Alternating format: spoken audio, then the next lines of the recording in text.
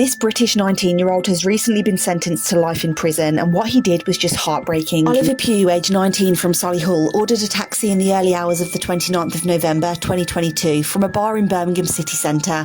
Himself and his friend jumped into the taxi, asking the driver to take them to a remote country lane in Solihull. The driver had no idea of the horror that was about to unfold. The driver was a 44-year-old man named Mohammed Istakar, who had a wife and children at home, and he was innocently doing his job that evening as he drove the boys to the remote country lane in Solihull. Oliver then jumped out of the taxi, claiming he was quickly running to a caravan nearby to grab some taxi fare before they continued.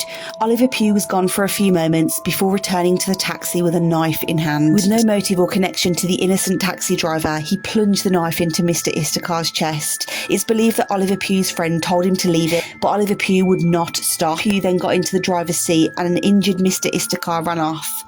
Pugh chased him and continued his horrific attack until he lost his life. This was a pre-planned attack because Pugh had actually bragged to a girl earlier that night that he was going to steal a car, so the seeming motive for this man's children no longer having a dad was for Pugh to rob a car that night. Sometime later, Pugh proceeded to send his friend a social media post about a man killed down the lane that night, which is when his friend got his dad and a social worker to take him to the police station and tell them what he witnessed. The friend was jailed for a month for admitting possession of a knife himself, but he was cleared of murder. Whilst Pugh was eventually caught after fleeing, he was sentenced to life with 27 years, meaning he'll be somewhere in his late 40s by the time he gets out of prison. Now, for somebody that could easily kill a father at the drop of a hat with barely any motive, that's quite scary. Rest in peace to Mr. Istakar. You and your family did not deserve this. Make sure to interact with this video for more barely known UK crimes.